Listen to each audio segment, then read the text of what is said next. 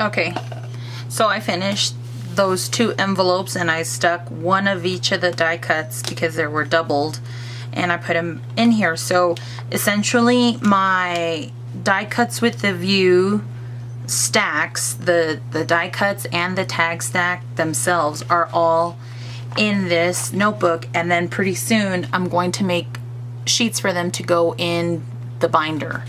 So I'm not sure if that's going to be a good idea.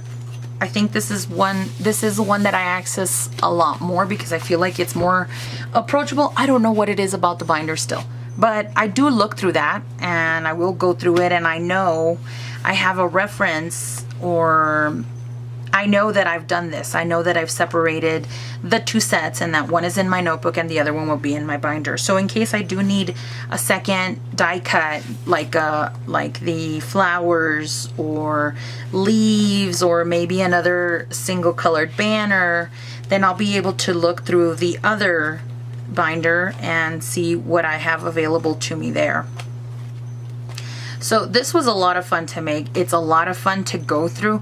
It's a lot less bulkier than a 12 by 12, and then the added heft, it's a lot lighter compared to that as well.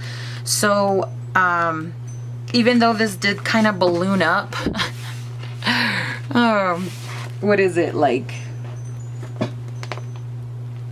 Well, like if I leave it undone like this, it's like 3 inches thick, but maybe like an inch, grew to an inch or something. But it's fun. It is so much fun to flip through this, and it's inspiring, and you get ideas. Even though I don't have alpacas and I don't have cactuses here, I've tried to grow succulents to no avail. I can use these as cards, or I can, talk about me not having a green thumb. It doesn't have to be real directly or literally translated into something about the subject. I don't have any unicorns. Does anybody? But it can be something magical. It can be something fun. So it's just inspiring to look at. Or if you look at them all together, you can see what you'd like to put together, what kind of mood and feel they evoke, and then also what you can combine them with as far as your regular stickers go. So I thought this was a lot of fun, and I tried to do so with this one had gold and black, and they were from the same die cuts with a view thing. This one, Rio de Janeiro, I don't ever think I'm gonna visit that, so I'm gonna use the back part of them, and they're not embossed so much with gold that they show up on the other side. So I just put them down as white labels, and I can stamp on them whenever I need. I put my since I don't have it all by memory yet. I mean, it is in rainbow order, but I have it here in a certain order, and now that's gonna change because I put the white, the black, and the gold all together. But I do have red, and I've started with the others or whatever. So this is gonna be by color in the front, and these are gonna be stragglers,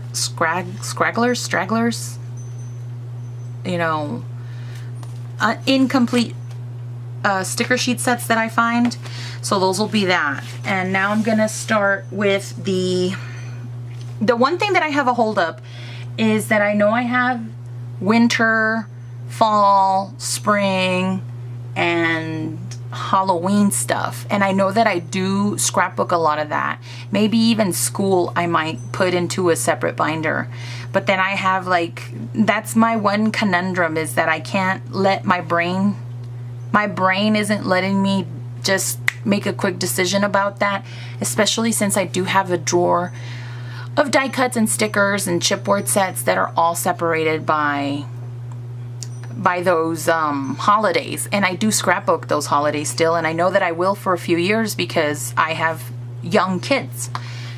So if anybody has any suggestions, Miss Janet, if you have any suggestions, also Caitlin from Gray Florals, Maggie, I'm shouting all of you out.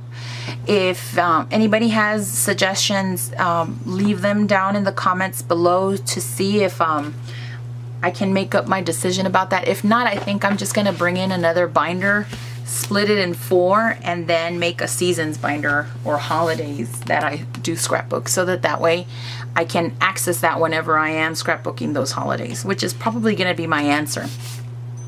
So I'm going to get started, and I'll see you soon.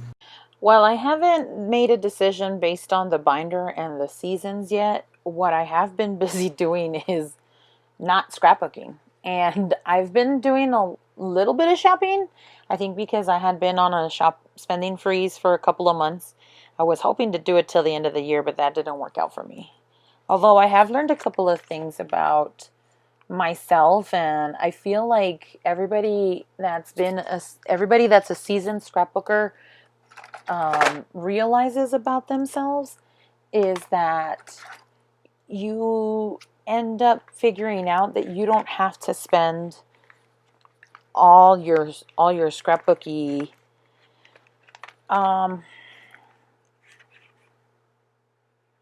what is it when you have a set amount of money and it's for you to spend, like your budget. You don't have to spend all your scrapbooking budget just because things are on clearance or on sale. I used to do a lot of buying that way, and then I end up not thinking about how it is that I scrapbook or what kind of things to look for that I need. It was just merely a kind of like an adventure, or like a spendy adventure to have, even though you really don't need it, or whatever said thing it is that you find. I do know that sometimes I want to spend money, and that's okay, and sometimes I do want to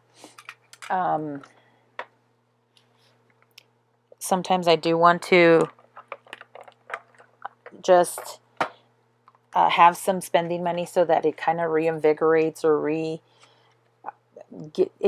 gives me some sort of mojo to hang on to, so to speak. And that's not necessarily the case either, to make that a solution for you finding your mojo, though sometimes it helps. Who doesn't say that shopping retail therapy doesn't work? It does sometimes, but to a certain extent. Maybe set a budget, and then maybe really try and think about the things that you are missing in your craft room, that you do have a need, that you do want, because what is scrapbooking is not really a need kind of thing. But if you feel like you have certain things that you don't have, like you're missing labels, or you'd like to stock up on adhesives, sometimes that's not fun for people, but it is a necessity. And set yourself a place too, where you say, if I have this filled up, then I cannot buy anymore until some goes out. And so that can also be, scrappy goals can also be a good thing when you're trying to curb that retail therapy, or when it isn't time for you to be scrapbooking. I learned this or I heard it on Janet's video from RTS Scrapbooking, which made a lot of sense to me. Like, I really felt a lot of guilt for not scrapbooking, and I was organizing or cleaning, or I go through these waves of months where scrapbooking isn't in the forefront of my life at times. And right now I've gotten into a couple of new things like church and Boy Scouts, and I have a friend of mine that visits more frequently, and so those things in my life I'm trying to adjust to, but also make time for, because they are important to me, or they're important to my family members.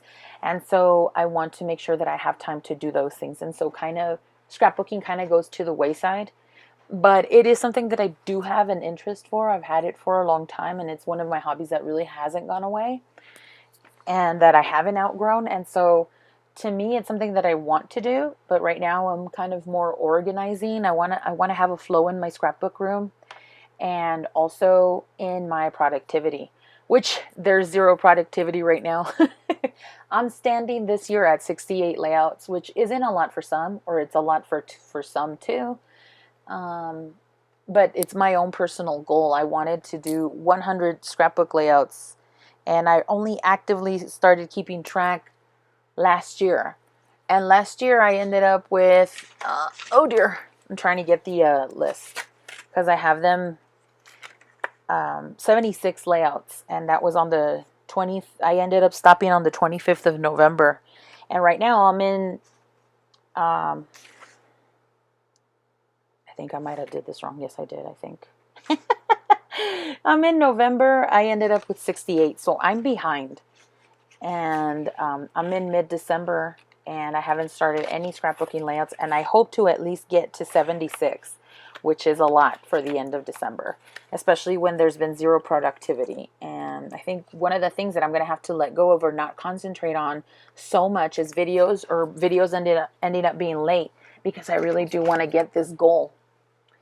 Anyway, that was a ramble, and I did find myself, let's go back to the notebook with all these die cuts. I do like that I put these Xyron sticker makers in front of me when I'm doing this, because I really do try and use these, even though these are, for me, not a staple in my scrapbook room. They just ended up being stuff that I have in my scrapbook room, the sticker makers, because I bought them on clearance. So that's something that I'm going to have to work on. Anyway, my video fell short, and I'm not used to doing these voiceovers, so thank you so much for watching, and we'll see you in the next video. Bye!